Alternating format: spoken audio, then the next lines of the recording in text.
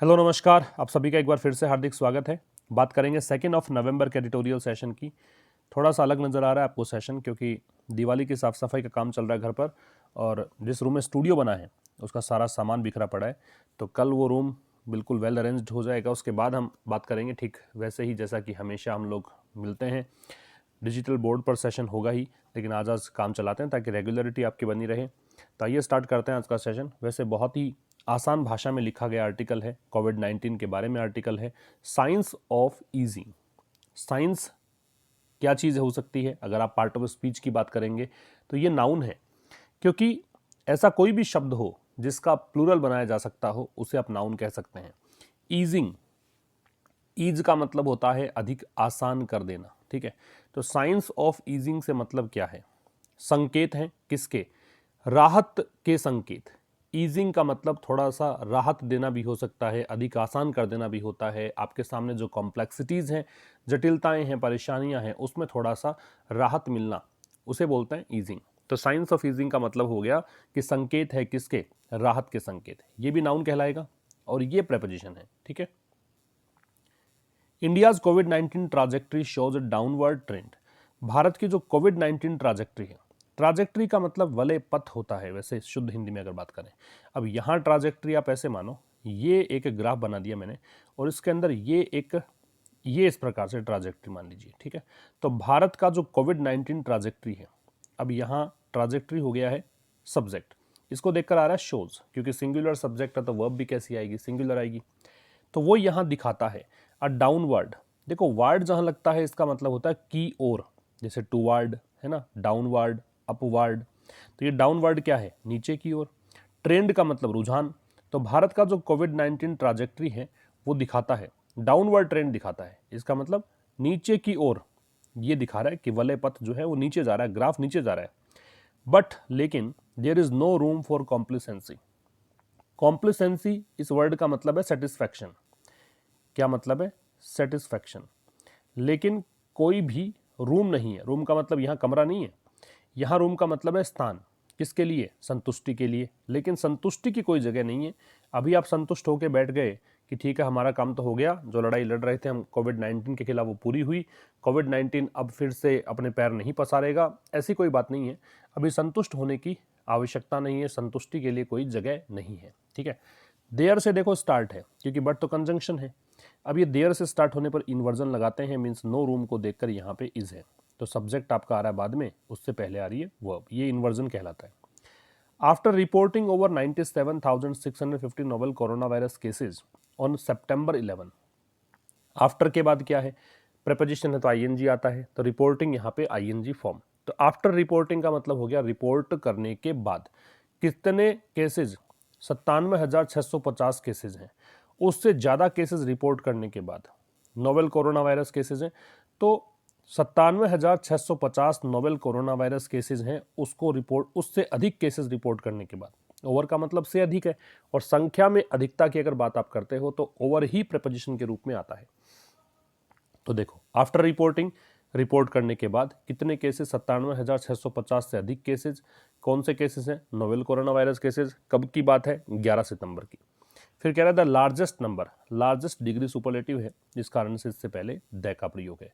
Largest number, सबसे बड़ी संख्या, एवर, हमेशा, मतलब एवर, अब तक की सबसे बड़ी संख्या। Reported on a single day, जो कि एक सिंगल डे में रिपोर्ट की गई हो, कि एक दिन में इतने ज़्यादा केसेस से सबसे अधिक केसेस थे बाय एनी कंट्री, किसी भी देश के द्वारा, टिल देन, तब तक, ठीक है। तब तक मतलब 11 सितंबर तक इतने केसेस किसी भी देश ने रिपोर्ट नहीं किए थे, चाहे यूएसए ही क्यों ना हो। ब्रैकेट में दिया है the US registered 99,780 cases on October 30। US में 30 अक्टूबर को, अभी की बात 3-4 दिन पहले ही, 99,780 केस रजिस्टर किए। इतने केसेस नए आए हैं, और ठीक है आंकड़ा इन्होंने सरपास कर दिया, आगे निकल गए, लेकिन 11 सितंबर तक की अगर बात करें तो सबसे ज़्यादा संख्या में केसेस भारत ने ही रिपोर्ट किए थे। तो क्या कहना चाहता है? After reporting over 97,650 novel corona virus cases on सितंबर 11। तो 97,650 नोवेल कोरोना वायरस जो केसेस हैं, उससे ज़्यादा संख्या रिपोर्ट करने के बाद 11 सितंबर को, तो सबसे बड़ी संख्या थी किसी भी देश के द्वारा एक दिन के अंदर रिपोर्ट की सबसे बड़ी संख्या थी उस समय तक। फिर कह रहा है 30 अक्टूबर को तो खैर संख्या ये सरपास हो गई। 30 अक्टूबर को तो यूएस ने 99,780 केसेस रिपोर्ट किए। इसके बाद क्या हुआ वो दे रखा है आपको।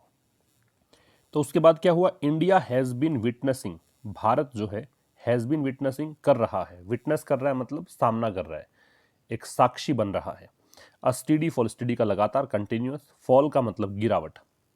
स्टीडी यहाँ पे एडजेक्टिव होगा, फॉल यहाँ पे नाउन होगा। और याद रखना फॉल और डिक्लाइन अगर ये दोनों नाउन के रूप में आते हैं तो इसके बाद प्रेपोजिशन लगता है इन, यही कारण है कि यहाँ पे इन आ रहा है। उसके बाद भारत में लगातार यहाँ गिरावट आई है, किसमें, डेली फ्रेश केसेस, जो डेली नए नए केसेस आ रहे थे कोरोना वायरस के, उसकी संख्या में गिरावट देखने को मिली है। ठीक है, फिर कह रहा है रिपोर्टेड सिंस मिड सितंबर, तो ये कब तक की बात कर रहे हैं, मतलब वो फ्रेश केसेज जो कि रिपोर्ट किए गए कब से, सिंस मिड सितंबर, 15 सितंबर मान लो, मिड सितंबर से। ठीक है, तो मिड सितंबर से लेकर आज तक केसेस की संख्या लगातार गिर रही है। सिंस अक्टूबर 25, तो कह रहा है 25 सितंबर से, 25 अक्टूबर से। अब ये सिंस दे रहा है, इसका मतलब उस समय से लेकर आज तक की घटनाओं की जानकारी है। तो सिंस अक्टूबर 25, 25 अक्टूबर से there have been fewer than 50,000 new cases. अब ये फिर से देखो, देयर से स्टार्ट किया तो इन्वर्जन है, ये फ्यूअर देन 50,000, ये जो एक कहानी है ना 50,000 से कम केसेज, उसी को देखकर यहाँ पे हैव बीन है। फ्यूअर डिग्री कंपैरेटिव है फ्यू की, डिग्री कंपैरेटिव हो तो देन लगाते हैं।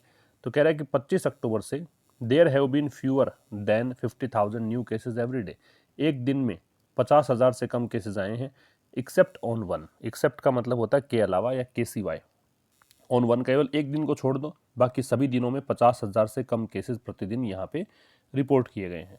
मोर इम्पोर्टेंटली, इससे भी ज़्यादा इंपॉर्टेंट क्या है, द रिडक्शन, रिडक्शन रिड्यूस से बनता है और नाउन है, द लगा हुआ है, तो द रिडक्शन जो कमी है इन डेली केसेस, डेली केसेस में हैज़ कंटिन्यूड, ये रिडक्शन, रिडक्शन को देखकर हैज़ है, ये रिडक्शन यहाँ पे कंटिन्यू हुआ है। ठीक है, the reduction in daily cases has continued, ये मतलब कंटिन्यू रहा है। डेस्पाइट, डेस्पाइट का मतलब होता है के बावजूद, ये एक प्रेपोजिशन है। डेस्पाइट के बारे में एक ही चीज़ आपको ध्यान रखनी होती है कि इसके साथ में ऑफ ना लगे, तो डेस्पाइट प्लस ऑफ ये एक कॉम्बिनेशन है ना, ये पॉसिबल नहीं है। तो इससे भी ज़्यादा इंपॉर्टेंट ये है कि जो रिडक्शन है डेली केसेस में, जो कमी आई है डेली केसेस में, ये कमी कंटिन्यू हुई है डिस्पाइट नो एप्रिशिएबल ड्रॉप, किसके बावजूद, नो एप्रिशिएबल ड्रॉप। एप्रिशिएबल वैसे तो एक प्रशंसा के लायक कह सकते हैं, ज़्यादा कह सकते हैं यहाँ पे, वैसे तो एप्रिशिएट होता है प्रशंसा करना, तो यहाँ पे एप्रिशिएबल कहीं ज़्यादा कह सकते हो, कंसिडरेबल या सिग्निफिकेंट के अर्थ में ले सकते हो। तो कह रहा है कि ये डेली केसेस जो हैं इसमें कटौती जो है वो कंटिन्यू हुई है डिस्पाइट के बावजूद, no appreciable drop in overall testing numbers. तो क्या कहना चाहता है, तो यहाँ एक चीज़ और देखो, ड्रॉप के साथ मीन लग रहा है, ड्रॉप भी गिरावट आती है, गिरावट के अर्थ में है, तो फॉल हो गया, डिक्लाइन हो गया और ड्रॉप हो गया, तीनों नाउन के रूप में इनमें इन ही लगता है। तो मोर इम्पोर्टेंटली इससे भी ज़्यादा यहाँ पे क्या है, द रिडक्शन, जो कटौती है, कमी है डेली केसेस में, वो कंटिन्यू हुई है, किसके बावजूद, कि कई ज़्यादा मतलब कोई गिरावट नहीं आई है ओवरऑल टेस्टिंग नंबर्स में, मतलब कुल मिलाकर, ओवरऑल कुल मिलाकर टेस्टिंग नंबर्स है, टेस्टिंग की संख्या है, उसमें कोई ज़्यादा कोई गिरावट देखने को नहीं मिली है, उसके बावजूद भी यहाँ कमी आई है। अ ट्रेंड क्वाइट प्रोनाउंस्ड, ये एक ऐसा ट्रेंड है, ये एक ऐसी प्रवृत्ति है, एक ऐसा रुझान है। प्रोनाउंस्ड यहाँ पे इसका मतलब होगा क्लियर, जो बिल्कुल स्पष्ट है। इन स्टेट्स, राज्यों में, कौन से राज्य, दैट लगा के बता रहा है, रिलेटिव प्रोनाउन है तो संबंध हो गया इससे, वो राज्य जिन्होंने बोर द ब्रंट ऑफ, ये एक फ्रेज होती है, बियर द ब्रंट, इसका मतलब होता है बुरा प्रभाव झेलना। तो वो राज्य जिसने बुरा प्रभाव झेला है किसका, पेंडेमिक का, कौन से राज्य हैं, महाराष्ट्र है, आंध्र प्रदेश है, तमिलनाडु है। ठीक है, तो एक बार यहाँ तक समझने की ज़्यादा आवश्यकता तो नहीं है, बहुत सिंपल सा ही हो गया ये तो, कि इससे भी ज़्यादा इंपॉर्टेंट क्या है कि डेली केसेस में जो रिडक्शन है वो कंटिन्यू हुआ है, किसके बावजूद, कि ओवरऑल टेस्टिंग नंबर्स जो हैं वो मतलब ज़्यादा गिरावट नहीं आई, जो आप टेस्टिंग कर रहे थे उतनी टेस्टिंग आज भी हो रही है, उसके बावजूद भी यहाँ पे केसेस में गिरावट आ रही है। ये एक स्पष्ट सा ट्रेंड है, एक कहाँ पे, उन राज्यों में जिसने बुरा प्रभाव झेला पेंडेमिक का, राज्य कौन से, महाराष्ट्र है, आंध्र प्रदेश है, तमिलनाडु में। इट इज़ क्वाइट क्लियर, ये बिल्कुल स्पष्ट है, that the pandemic has peaked, कि जो पेंडेमिक है, वैश्विक महामारी है, ये पीक पर पहुंच गई, हैज के साथ third form, by spreading preparation plus ING through the major densely populated cities. Cities तो हो गया है नाउन, पॉपुलेटेड हो गया है एडजेक्टिव, और डेंसली हो गया है एडवर्ब। ये क्या कह रहा है कि बहुत ही घनी आबादी वाले शहर। तो कह रहा है कि ये बहुत ही स्पष्ट सी बात है कि जो पेंडेमिक है, वैश्विक महामारी है, ये मतलब पीक पर पहुंची कैसे, फैलकर। कहाँ से फैलकर? जो बहुत ही मुख्य घनी आबादी वाले शहर हैं उस माध्यम से फैलकर, वहाँ फैलकर, थ्रू वैसे मीडियम से पहले लगता है, तो इन शहरों में से फैली बीमारी ये, और उसके बाद ये पीक पर पहुंची। Living lakhs infected and thousands dead. Living ऐसा करते हुए, ये आपका प्रेजेंट पार्टिसिपल कहलाएगा। लिविंग छोड़ते हुए, लैक्स लाखों को, इन्फेक्टेड संक्रमित, एंड थाउजेंड्स डेड और हजारों को मृत। ठीक है, और इस बीमारी ने क्या किया, फैल तो गई है घनी आबादी वाले क्षेत्रों में, और इसने हजारों को तो, लाखों को तो इन्फेक्टेड कर दिया, हजारों लोग मर गए। But there is a definite slowing, लेकिन देयर इज, फिर देखो आप कि देयर इज दे रखा है, इसका मतलब ये इन्वर्जन है। अ डेफिनेट स्लोइंग, फिर भी एक निश्चित कमी आई है, धीमी गति हुई है, स्लोइंग गति, स्लो होना, डाउन इन दीज एरियाज। ठीक है, लेकिन there is a definite slowing down in these area, लेकिन इन क्षेत्रों में, कौन से क्षेत्र, जो घनी आबादी वाले क्षेत्र है, वहां निश्चित रूप से स्लो डाउन हुई है स्पीड। ठीक है, कम हुई है। सिंस अगस्त से cases had already started to pile up. अगस्त से जो केसेस हैं वो पहले से ही, अब ये हेड के साथ थर्ड फॉर्म पास्ट परफेक्ट है, पाइल अप का मतलब ढेर लगना, बढ़ना, तो केसेस जो है पहले से ही बढ़ना स्टार्ट हो गए थे। बियॉन्ड अर्बन एरियाज, कहाँ से परे, बियॉन्ड का मतलब के परे, अर्बन का मतलब शहरी, एरिया क्षेत्र। ठीक है, तो शहरी क्षेत्रों से परे यहाँ फैलना शुरू हो गए थे, कहाँ पर, रूरल डिस्ट्रिक्ट्स, उन जिलों में जो ग्रामीण जिले हैं वहाँ पर। ठीक है, तो अगस्त के महीने से जो केसेस थे पहले से ही यहाँ बढ़ने शुरू हो गए थे शहरी क्षेत्रों में। कहाँ पे, शहरी क्षेत्रों से परे, मतलब पहले तो शहरों में बढ़ रहे थे, उसके बाद में शहरों में ना बढ़कर और उससे भी कहीं आगे निकल गए, रूरल डिस्ट्रिक्ट्स में भी आ गए। इट इज़ अनक्लियर, ये बिल्कुल अस्पष्ट है, whether the drop in daily cases, की जो ड्रॉप है डेली केसेस में, क्या इस अस्पष्ट है कि जो ड्रॉप है, जो गिरावट है डेली केसेस में एंड डेथ्स में, registered in the urban areas, जो कि अर्बन एरियाज में रजिस्टर्ड है।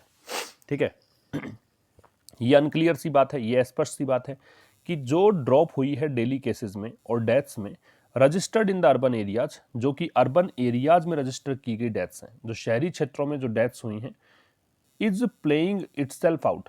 प्ले आउट का मतलब होता है घटित होना, किसी खास तरीके से, पर्टिकुलर वे से डेवलप होना। तो वो जो चीज़ है वो अपने आप को मतलब घटित कर रही है। सिमिलरली, ठीक उसी प्रकार से, सेम तरीके से, इन रूरल एरियाज, ग्रामीण क्षेत्रों में भी, एज वेल मतलब भी, टू का अर्थ देगा।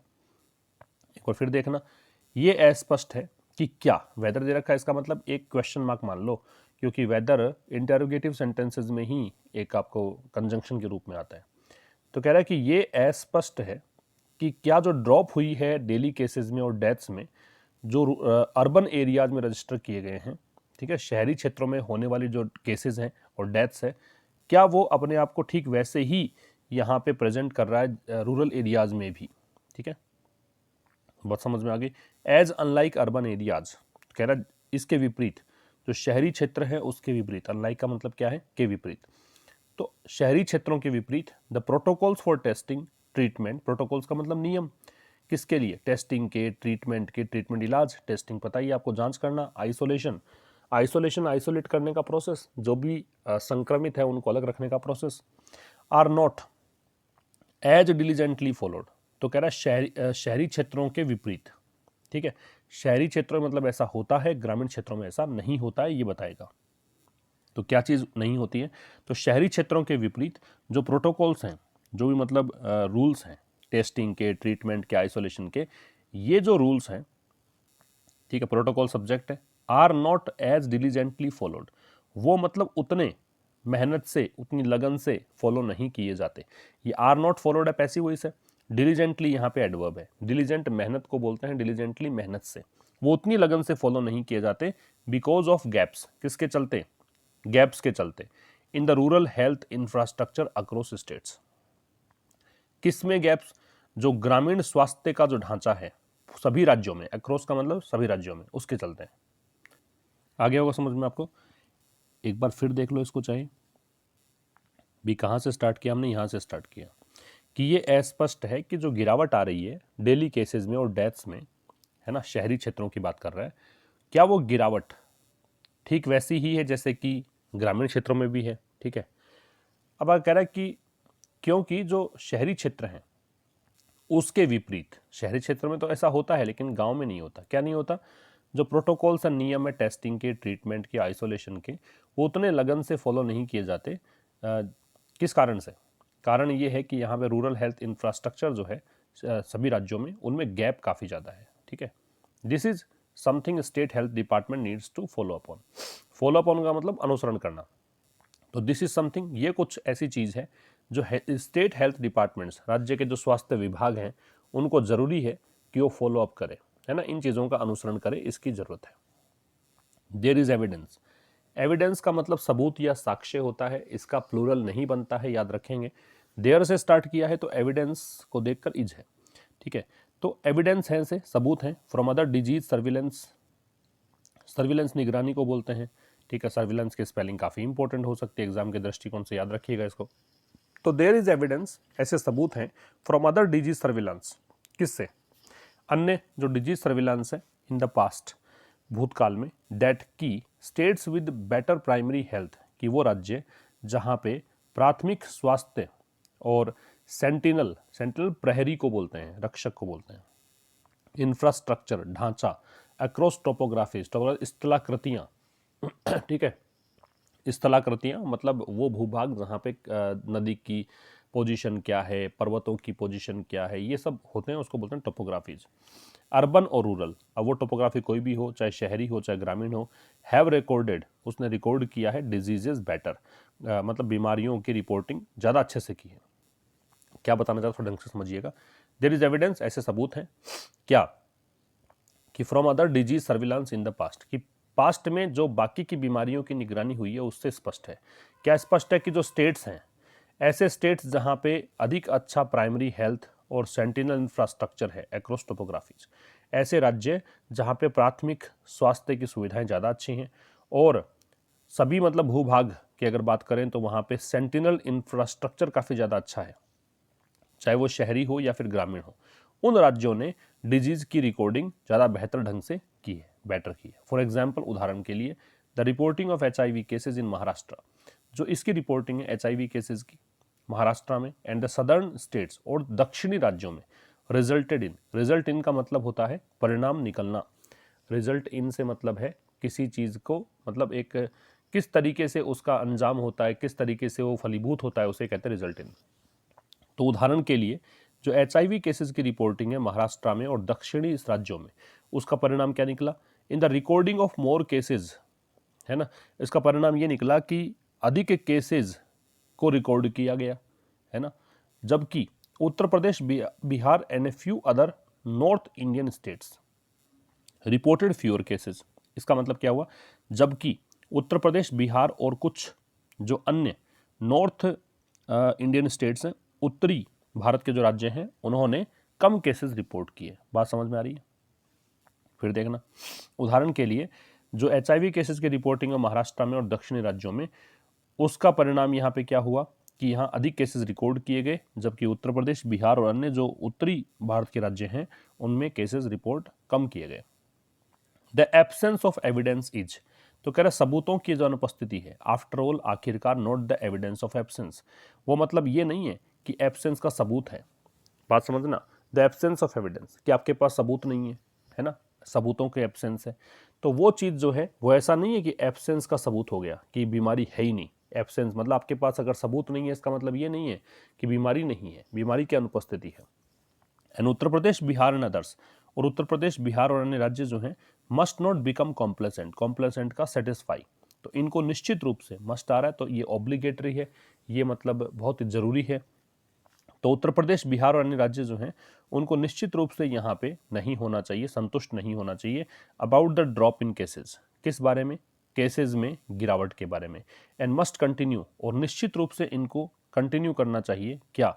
Increase their respective testing rates, respective मतलब जो जिससे संबंधित है वही, टेस्टिंग रेट्स, जो टेस्ट करने की दर है वो, टू कीप पेस, ये मतलब कदम से कदम मिलाकर चलना, with the rest of India, शेष भारत से, रेस्ट का मतलब यहाँ पे शेष है। ठीक है, क्या कहना चाहता है? तो कह रहा है कि भाई उत्तर प्रदेश, बिहार और जो अन्य राज्य हैं उनको निश्चित रूप से संतुष्ट नहीं होना चाहिए कि केसेस में ड्रॉप हो रहे हैं, तो ये संतुष्ट होकर बैठ जाएं कि बीमारी अब नहीं रही है, और इनको अपनी जो अपने मतलब जैसे उत्तर प्रदेश है तो उत्तर प्रदेश की टेस्टिंग रेट की बात कर रहा है, बिहार है तो बिहार की टेस्टिंग रेट की बात कर रहा है, इनको अपनी टेस्टिंग को बरकरार रखना चाहिए ताकि शेष भारत की जो टेस्टिंग रेट है उसके साथ तालमेल बिठा सके। कीप पेस विद का मतलब होता है तालमेल बिठाना। वाइल पीकिंग, वाइल के साथ जब वर्ब लगाते हो सीधा तो आईएनजी फॉर्म में लगती है, तो इस ऐसा करते हुए, पीक पर पहुंचते हुए, एंड रिडक्शन इन केसेज, और जो केसेज में रिडक्शन है उसके चलते, इज अ गुड साइन। तो एक तो शीर्ष पर पहुंचना कि सर्वाधिक केसेस पहुंचना, और एक दूसरा केसेस का रिडक्शन। ठीक है, इज अ गुड साइन, ये एक अच्छा संकेत है। दैट कुड ईज, अब ये कुड है वो पॉसिबिलिटी के लिए आ रहा है, ये एक अच्छा साइन है, ऐसा संकेत है जो कि आसान कर सकता है, थोड़ा सा राहत दे सकता है किस चीज़ में, स्ट्रेन, स्ट्रेन का मतलब दबाव, तनाव। The health infrastructure, the danger the virus poses is still real, किस पर दबाव कम कर सकता है, हेल्थ इंफ्रास्ट्रक्चर पर।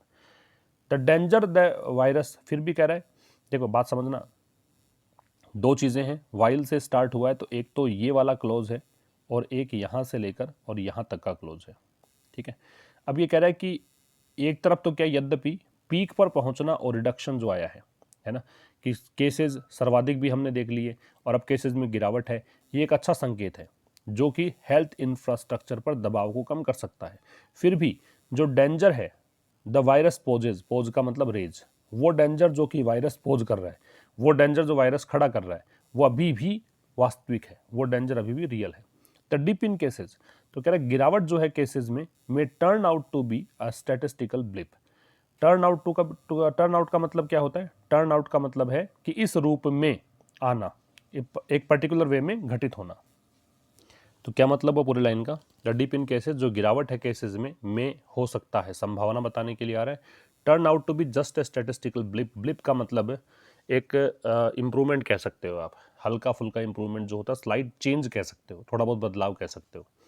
तो जो केसेस में गिरावट है वो हो सकता है कि केवल एक संख्या में बदलाव हो। ठीक है, इसको इतना ही माने कि संख्या में बदलाव है। With a second surge, second का मतलब दूसरा, सर्ज का मतलब अचानक जो उछाल आता है उसे कहते हैं surge. And heightened spread, heightened का मतलब काफ़ी ज़्यादा, है ना, इंक्रीज्ड, स्प्रेड का मतलब फैलाव। वेटिंग टू हैपन, जो कि वेट कर रहा है घटित होने का, इन द विंटर, ये सर्दी के मौसम में। ये गलत है वैसे, विंटर से पहले द नहीं आएगा, अगर सीजन होता है यहाँ पे तो द लगा देते हैं। पर्टिकुलरली, विशेष रूप से, क्योंकि लोग जो हैं पार्टेक इन, पार्टेक के साथ प्रेपोजिशन इन लगता है। पार्टेक का मतलब होता है शामिल होना। द फेस्टिव सीजन, क्योंकि जो लोग हैं वो विशेष करके अब उत्सव का एक सीजन आएगा, दिवाली आएगी, उसमें शामिल होंगे, इसके चलते। तो कह रहा है जो टेस्ट में गिरावट है उसको आप इतना ही मानो, हो सकता है कि ये केवल संख्या में थोड़ा बहुत बदलाव है, क्योंकि दूसरी एक लहर आ सकती है और काफ़ी ज़्यादा यहाँ पे फैलाव हो सकता है वायरस का इस सर्दी के मौसम में, विशेष करके तब जब लोग यहाँ शामिल होंगे फेस्टिव सीजन में। स्टेट्स हैव स्टार्टेड, राज्यों ने यहाँ स्टार्ट कर दिया है, टू ईज रेस्ट्रिक्शंस, प्रतिबंधों को ढिलाई बरतना, प्रतिबंधों में ईज करना, प्रतिबंधों में राहत देना। On schooling, commercial activities and have even allowed theatres and malls to open to spur the consumption economy severely affected by the lockdowns. तो states have started to ease restrictions on schooling, राज्यों ने या schooling पर restrictions को ease करना आसान कर दिया है। कमर्शियल एक्टिविटीज़, कमर्शियल जो गतिविधियां हैं, वाणिज्य गतिविधियां हैं, बाजार का जो लेन देन है, उस पर जो रेस्ट्रिक्शंस लगाए थे, लॉकडाउन लगाए थे, उसको ईज करना कर दिया है start. And have even allowed, और यहाँ तक कि अब ये हैव है, ये स्टेट्स को देखकर है, और यहाँ तक कि इसने थिएटर्स और मॉल्स को भी अलाउ कर दिया है टू ओपन, कि वो खुल जाएं, टू स्पर द कंजम्पशन, किस लिए? स्पर का मतलब प्रेरित करना होता है, कंजम्पशन का उपभोग, किस लिए? ताकि उपभोग को बढ़ाया जा सके। Economy severely affected by the lockdown, अब ये उपभोग वाली अर्थव्यवस्था, ठीक है, भी डिमांड ही नहीं जनरेट हो रही थी क्योंकि लॉकडाउन लग गया था, इसके चलते तो उपभोग की जो अर्थव्यवस्था है जो कि severely affected by the lockdowns, जो कि ऐसी अर्थव्यवस्था जो कि बहुत गंभीर रूप से प्रभावित हुई लॉकडाउन्स के चलते। द ईजिंग वॉज अनअवॉइडेबल, अब ये कह रहा है जो ये प्रतिबंधों में ढिलाई बरतना जो है वॉज अनअवॉइडेबल, अनअवॉइडेबल जिससे आप बच नहीं सकते हो। तो ये एक ऐसी चीज़ थी जिससे बच नहीं सकते थे आप, ठीक है, ये तो होना ही था। एज द इकोनॉमिक स्ट्रेन, कारण क्या था, क्योंकि जो आर्थिक दबाव है was becoming as much of a problem, ये आर्थिक दबाव वो हो रहा था as much of a problem, उतना ही एक बड़ी समस्या फॉर पीपल, लोगों के लिए, जितना कि अब एज आ रहा है, एज आ रहा है, जितना कि कोविड-19 वॉज टू देयर हेल्थ, जितना कि कोविड-19 था उनके स्वास्थ्य के लिए। बात समझना कि ये आर्थिक प्रतिबंधों में ढिलाई बरतना जो है, लॉकडाउन्स को हटाना है, रेस्ट्रिक्शंस को हटाना है, ये अनअवॉइडेबल था, ये तो होना ही था, इसको टाल ही नहीं सकते, कारण कि जो आर्थिक दबाव है वो उतना ही ज़्यादा बड़ी समस्या थी लोगों के लिए जितना कि कोविड-19 उनकी हेल्थ के लिए थी। Citizens must not gate complacent, अभी मस्ट आ रहा है, फिर से ऑब्लिगेटरी स्टेटमेंट है कि ऐसा होना ही नहीं चाहिए। तो जो नागरिक है उनको निश्चित रूप से यहाँ पर संतुष्ट नहीं होना चाहिए, किस बारे में, about the drop in cases, जो केसेज में ड्रॉप है उस बारे में, कि केसेज में जो गिरावट आई है उसको लेकर संतुष्ट नहीं होना चाहिए। एंड शुड कंटिन्यू, अब ये सलाह है और उनको जारी रखना चाहिए क्या, टू ऑब्जर्व नॉर्म्स, कि जो ऑब्जर्व का मतलब यहाँ पालन करना समझ लीजिए, नॉर्म्स का मतलब नियम, तो जो भी नियम है उनका पालन करना कंटिन्यू करना चाहिए। अब कौन कौन से नियम है, सोशल डिस्टेंसिंग का, मास्क वेयरिंग का, हैंड हाइजीन का, हाइजीन वर्ड भी ध्यान रखिएगा, ये भी आपसे परीक्षा में स्पेलिंग मिस्टेक में पूछ सकते हैं। तो इनको सोशल डिस्टेंसिंग का पालन करना चाहिए, मास्क वेयरिंग, मास्क पहनना चाहिए, हैंड हाइजीन, हाथों की स्वच्छता का ध्यान रखना चाहिए, टिल, कब तक, वैक्सीन मेड अवेलेबल, जब तक कि वैक्सीन उपलब्ध करवा दी जाए, है ना, जो भी वैक्सीन उपलब्ध करवाई जाए, प्रूव देयर एफिकेसी, वो वैक्सीन अपनी प्रभाव को प्रूव कर सके, एफिकेसी का मतलब प्रभावशीलता, ठीक है, तो इफेक्टिवनेस, तो वो अपनी इफेक्टिवनेस को प्रूव कर सके, तब तक इनको सभी नागरिकों को संतुष्ट नहीं होना चाहिए और इनको कंटिन्यू करना चाहिए कि वो सोशल डिस्टेंसिंग, मास्क वेयरिंग और हैंड हाइजीन का पालन करें। तो ये था इस एडिटोरियल में, और मुलाकात करेंगे कल शाम 5 बजे एक नए सेशन के साथ। तब तक के लिए नमस्कार, थैंक यू वेरी मच।